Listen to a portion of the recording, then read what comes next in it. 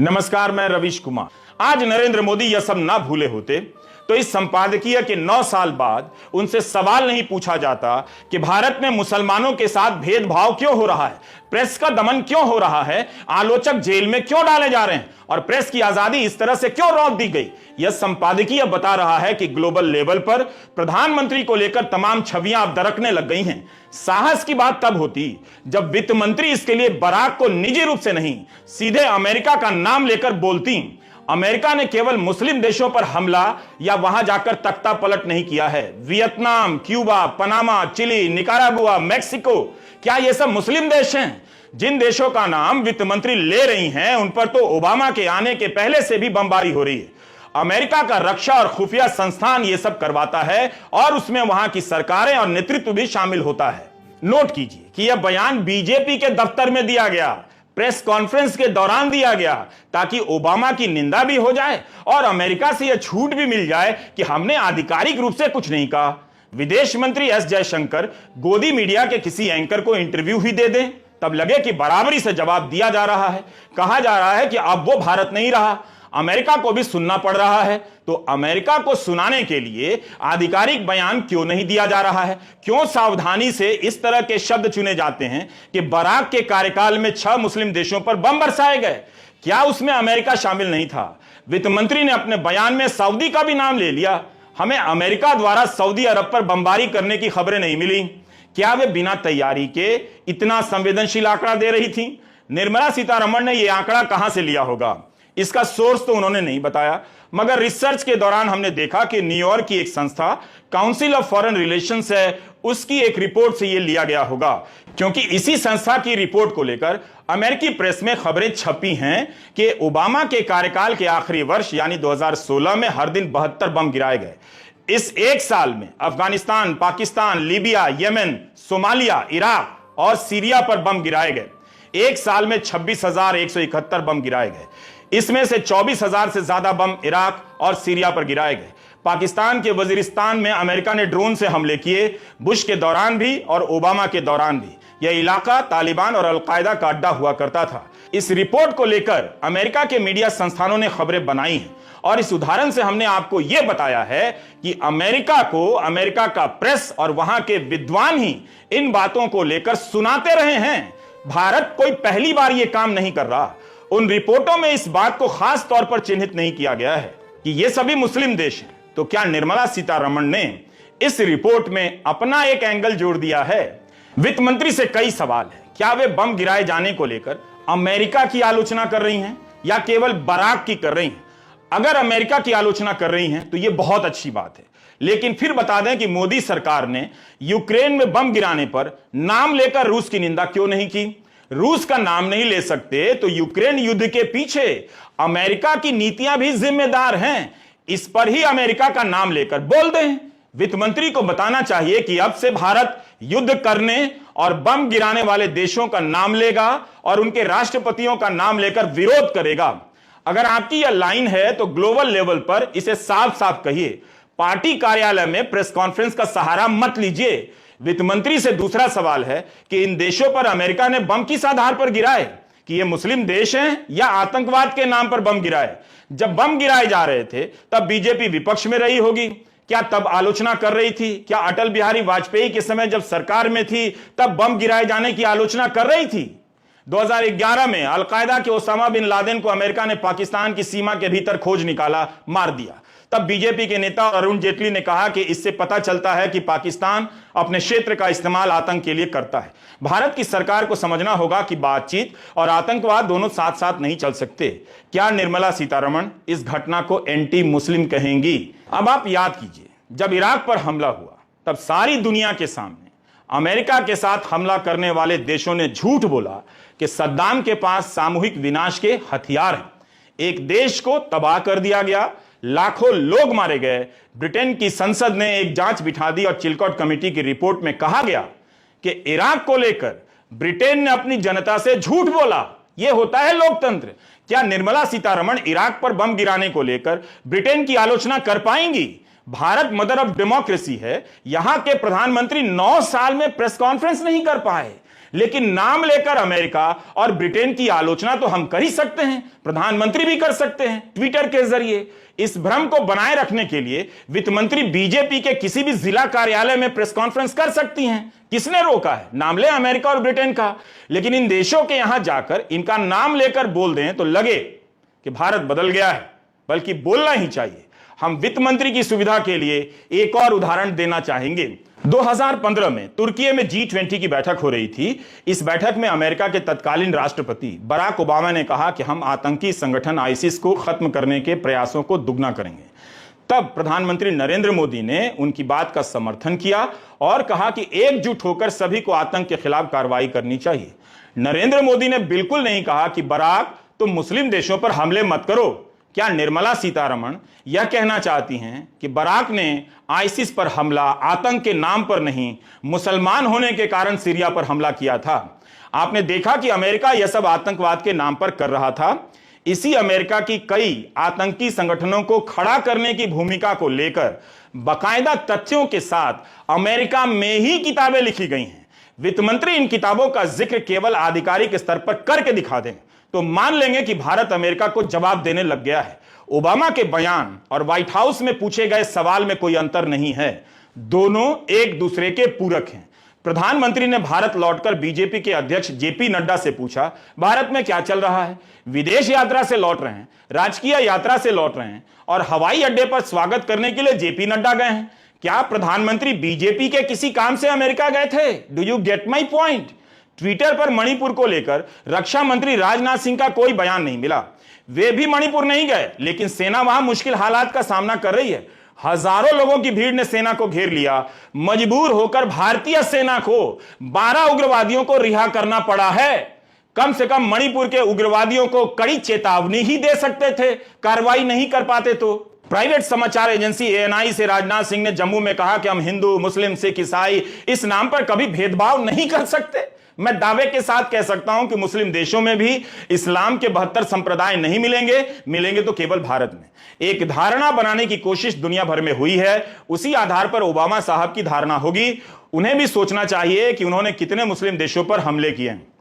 पर कोई यह सवाल नहीं पूछ रहा है कि भारत में इस्लाम के कितने संप्रदाय रहते हैं। सभी को पता है कि भारत में मुसलमान रहते हैं। पूछा यह जा रहा है कि मुसलमानों के खिलाफ नफरती नारे लगाने से लेकर गौ रक्षा के नाम पर किसी को भी पकड़कर मार देने की घटनाएं क्यों हो रही हैं? सरकार क्यों नहीं लगाम लगाती? किसी मंत्री के जवाब में यह बातें क्यों नहीं आती? यह सवाल वॉल स्ट्रीट जर्नल की पत्रकार ने केवल नहीं पूछा, बल्कि भारत का सुप्रीम कोर्ट कई बार यह सवाल पूछ चुका है कि सरकार इन नफरती नारों पर लगाम क्यों नहीं लगाती है। कुछ नहीं तो प्रधानमंत्री से लेकर वित्त मंत्री तक 2016 के इस बयान को ही अपने जवाब में शामिल कर लेते, जब प्रधानमंत्री नरेंद्र मोदी ने कहा था कि कथित गौ रक्षकों की हरकतों से मुझे बहुत गुस्सा आता है। ये रात में अपराधी होते हैं और दिन में गौ रक्षक बन जाते हैं। कथित गौ रक्षकों पर प्रधानमंत्री नरेंद्र मोदी की चेतावनी के बाद उस साल हिंदू महासभा प्रधान सेवक के खिलाफ खड़ी हो गई थी। क्या यह आज भी सच्चाई नहीं है कि नहीं? महाराष्ट्र के नासिक जिले में 2 हफ्ते के भीतर 20 किलोमीटर के भीतर भीड़ की हिंसा की 2 घटनाएं हुई। भीड़ ने 2 लोगों को घेर कर मारा है जो मुसलमान थे। बकरीद आते ही कथित गौ रक्षकों की सक्रियता शुरू हो जाती है। डराने धमकाने से लेकर वसूली करने और हत्या करने की घटनाएं सामने आती हैं। महाराष्ट्र के नासिक में 24 जून की रात 32 साल के अफान अब्दुल अंसारी की हत्या कर दी गई। अंसारी नासिर के साथ गाड़ी में जा रहा था जब कथित गौ रक्षकों ने रोका और हमला कर दिया। पुलिस ने 10 लोगों के खिलाफ मामला दर्ज किया है, मगर गौ हत्या के शक में अंसारी को मार दिया गया। अगर कोई अपराध हुआ था तब भीड़ को पुलिस को बताना चाहिए था, मगर ऐसा नहीं हुआ। पुलिस ने मीट की जांच के लिए फोरेंसिक लैब भेज दिया है। इसी जिले में 25 किलोमीटर दूर 1 हफ्ता पहले 23 साल के लुकमान अंसारी को हिंदुत्व वाली भीड़ ने घेर कर मार दिया। मीडिया रिपोर्ट में राष्ट्रीय बजरंग दल का नाम आया है। ये अभी की घटनाएं हैं। 2014 के बाद से ऐसी कई घटनाएं हो चुकी हैं। सुप्रीम कोर्ट ने भीड़ की हिंसा को रोकने के लिए पुलिस विभाग में पूरी व्यवस्था बनाने के निर्देश दिए हैं, मगर उससे हिंसा काबू में नहीं आ रही है। लगता है वो व्यवस्था बनी ही नहीं होगी। अगर राजनाथ सिंह विविधता में एकता का राग अलापने के बजाय ऐसी घटनाओं की निंदा करते और अपनी पार्टी की सरकार से एक्शन लेने के लिए कहते तो ओबामा को बयान देने की जरूरत नहीं पड़ती। मगर बार बार घट रही ये घटनाएं बता रही हैं कि भीड़ की हिंसा को अंजाम अंजाम देने वाले लोग बेलगाम हो गए हैं और उन्हें कौन सपोर्ट कर रहा है। उत्तराखंड में आपने अभी देखा कि फर्जी खबर के नाम पर बीजेपी से लेकर तमाम नेता नारे लगाने लग गए। पुरोला में मुसलमानों की 2 4 10 दुकानें थी, उन्हें छोड़कर जाने के लिए कहा गया। तब क्या रक्षा मंत्री राजनाथ सिंह ने, वित्त मंत्री निर्मला सीतारमण ने या प्रधानमंत्री नरेंद्र मोदी ने कहा कि कोई दुकान छोड़कर नहीं जाएगा? भारत में सभी आस्थाओं के लोग हजारों साल से रहते हैं, क्यों नहीं कहा गया? ये यह पुनीत केरेहल्ली है। बीजेपी के कई नेताओं के साथ इसकी तस्वीरों को लेकर इसलिए चर्चा हुई कि इस पर एक पशु व्यापारी इदरिस पाशा की हत्या का आरोप है और मामला दर्ज हुआ है। आरोप है कि सारे वैध दस्तावेज होने के बाद भी इदरिस पाशा से 2 लाख जुर्माना मांग रहा था। पुनीत कौन है कागज चेक करने वाला? पुलिस तो नहीं है। इस घटना के कुछ दिन पहले भी केरेहल्ली पर एक और केस दर्ज हुआ कि उसने मवेशी की तस्करी का आरोप लगाकर अलीमुल्ला पर हमला किया, करंट लगाने वाले स्टेन गन से 1 घंटे तक टॉर्चर किया। पुनीत की तरफ से इदरिस पाशा के केस में मामला दर्ज कराया गया है। उस समय की मीडिया रिपोर्ट भी निकालकर आप देखिए, तो आप खबरों को सर्च किया कीजिए। अस्पताल से लेकर मॉल में नमाज पढ़ने को लेकर बवाल मचा दिया जा रहा है, गिरफ्तारियां हो जाती हैं। गोदी मीडिया चिल्लाने लग जा रहा है कि मॉल में नमाज पढ़ते पाए गए। क्या यह सब किसी समुदाय को भयभीत करना नहीं है? जिस अमेरिका ने यह सवाल उठाया है, वहां के चर्च भी मुसलमानों के लिए अपने दरवाजे खोल देते हैं ताकि नमाज पढ़ लें, कहीं भी पढ़ सकते हैं और कोई तंग नहीं करता। तो वह पूछेगा, अमेरिका और उसके नेता पूछेंगे कि अगर सरकार को लगता है कि मॉल में, अस्पताल में नमाज पढ़ना गलत है, जेल होनी चाहिए, तो प्रधानमंत्री को खुलकर यह बात कहनी चाहिए, बल्कि व्हाइट हाउस में यह बात कहनी चाहिए कि हमने नमाज पर रोक लगाने के तमाम लोगों को खुली छूट दे रखी है। बोलते ही ये बात क्यों बोलने लग गए कि भारत में सभी आस्थाओं के लोग रहते हैं? इन सवालों का जवाब यह भी नहीं हो सकता है कि बराक के कार्यकाल में मुस्लिम देशों पर बम गिराए गए। यह जवाब होना चाहिए। तब फिर इस ओबामा को भारत के राष्ट्रपति भवन में 21 तोपों की सलामी किस लिए दी गई? देखिए, बात सिंपल है। आप बराक ओबामा को टारगेट कर एंटी मुस्लिम राजनीति के सवालों से कहीं नहीं बच सकते हैं। अमेरिका के राष्ट्रपति जो बाइडेन ने एक वीडियो जारी किया है, इसमें प्रधानमंत्री मोदी के साथ बातचीत का सार है। इस वीडियो को ही आप देखिए। इस वीडियो में अमेरिका के राष्ट्रपति जो बाइडेन कह रहे हैं कि बात सिंपल है, प्रेस की आजादी, धार्मिक आजादी, सहिष्णुता और विविधता हो। हम चाहते हैं कि सभी जगहों पर लोगों को सम्मान के साथ जीने का अवसर मिले। भारत और अमेरिका के अनिवार्य रिश्तों की यही बुनियाद है। बाइडेन भी वही लेक्चर दे रहे हैं जो ओबामा ने दिया, लेकिन आलोचना केवल ओबामा की हो रही है। अगर सब ठीक है तो क्यों यह बात उठ रही है कि प्रेस की आजादी और धार्मिक सहिष्णुता लोकतंत्र की बुनियाद है? जब ओबामा राष्ट्रपति थे तब जो बाइडेन उनके उपराष्ट्रपति हुआ करते थे। वित्त मंत्री निर्मला सीतारमण ने बाइडेन पर क्यों नहीं कुछ कहा? बाइडेन ने जो कहा और ओबामा ने जो कहा, उसमें क्या अंतर है? हम एक बार फिर से बराक ओबामा के बयान का हिंदी अनुवाद पढ़ देते हैं। वे कहते हैं कि मैं सोचता हूं कि अगर राष्ट्रपति प्रधानमंत्री मोदी से मिलते हैं तो हिंदू बहुसंख्यक भारत में मुसलमान अल्पसंख्यकों की सुरक्षा का जिक्र तो करना चाहिए। अगर मुझे प्रधानमंत्री मोदी से बातचीत का मौका मिलता, जिन्हें मैं अच्छी तरह से जानता हूं, तो मेरा यही तर्क होता कि अगर आप अल्पसंख्यकों के अधिकार की रक्षा नहीं करते हैं, तब इस बात की बहुत संभावना है कि इससे भारत किसी बिंदु पर जाकर दरकने लग जाएगा। हमने देखा भी है कि जब आंतरिक स्तर पर टकराव का पैमाना बड़ा होने लगता है तब क्या होता है। ऐसा हुआ तो यह भारत के हितों के खिलाफ होगा, केवल मुस्लिम भारत के खिलाफ नहीं बल्कि हिंदू भारत के खिलाफ भी। इसलिए मैं मानता हूं कि इन चीजों के बारे में ईमानदारी से बात होनी चाहिए। आखिर यह बात क्यों चुभ रही है? क्योंकि आपने ऐसी घटनाओं पर कार्रवाई नहीं की है। आपका रिकॉर्ड अच्छा होता तो आप साफ साफ जवाब दे देते। अब भी मौका है कि सरकार कदम उठाए, लेकिन कदम उठाएगी तो उस सरकार को बनाने वालों को ही जेल में डालने होंगे। राजनाथ सिंह और निर्मला सीतारमण के लिए एक खबर का जिक्र करना चाहता हूं। यह रिपोर्ट आर्टिकल 14 की है। यूपी और हरियाणा की जेलों में कश्मीर के नौजवान 1.5 साल से बंद हैं। कईयों के मामले में ट्रायल तक शुरू नहीं हुई। निसार अहमद गुरुग्राम की जेल में है। इसके खिलाफ यूएपीए लगा है। 900 किलोमीटर दूर की जेल में बंद करने से निसार का परिवार सोपोर से कैसे आ सकता है? 8 महीने से परिवार को निसार की कोई खबर नहीं। आप दर्शकों को कई रिपोर्ट में बता चुका हूं कि फर्जी आधार पर यूएपीए लगाया गया तो कई बार सबूत नहीं मिले। 5 अगस्त 2019 को जब धारा 370 हटाई गई तब 343 लोगों को तरह तरह के आरोपों में जेल में बंद कर दिया गया।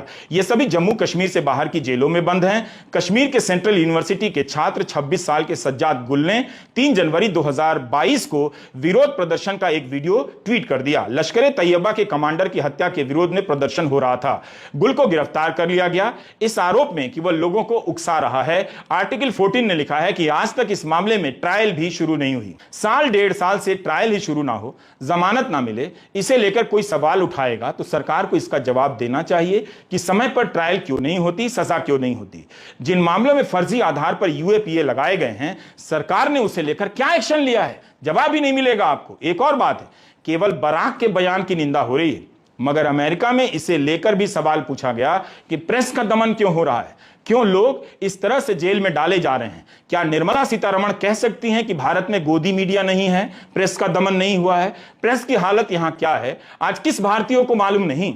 हालत यह है कि जिस वॉल स्ट्रीट जर्नल की पत्रकार सबरीना सिद्दीकी ने प्रधानमंत्री से सवाल पूछा, उसे भी ट्रोल किया जा रहा है। व्हाइट हाउस में प्रेस कॉन्फ्रेंस चल रही थी, वहां एनबीसी की रिपोर्ट ने यह सवाल पूछ दिया।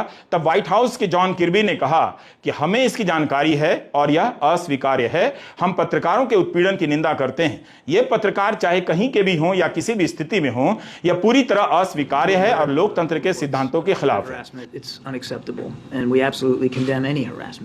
तो आपने देखा कि इस एंटी मुस्लिम राजनीति के कारण दुनिया भारत की तरफ उंगलियां उठाने लगी हैं। आप हर दिन ये सब होते देख रहे हैं, रिश्तेदारों के व्हाट्सएप ग्रुप में, एनआरआई अंकिलों के व्हाट्सएप ग्रुप में, हाउसिंग सोसाइटी के व्हाट्सएप ग्रुप में और दोस्तों के व्हाट्सएप ग्रुप में नफरती मैसेज साझा किए जाते हैं। हर दिन आप देखते हैं, जानते हैं इस बात को, आप भी कह रहे हैं कि देख लो, इस गोदी मीडिया को देखो, गुलाम है। अगर यही बात ओबामा या बाइडन ने कह दी तो आप निंदा क्यों कर रहे हैं, इसे ठीक क्यों नहीं करते? क्योंकि अब इसे ठीक नहीं किया जा सकता। इसके लिए उन्हें ठीक करना पड़ेगा, जो अगर नाराज हो गए तो ठीक करने वाले को ही ठीक कर देंगे। मीडिया में एक रिपोर्ट छपी है कि मणिपुर से 1 लाख सरकारी कर्मचारी भाग गए। पहले इसे ही ठीक कर लीजिए। नमस्कार, मैं रवीश कुमार।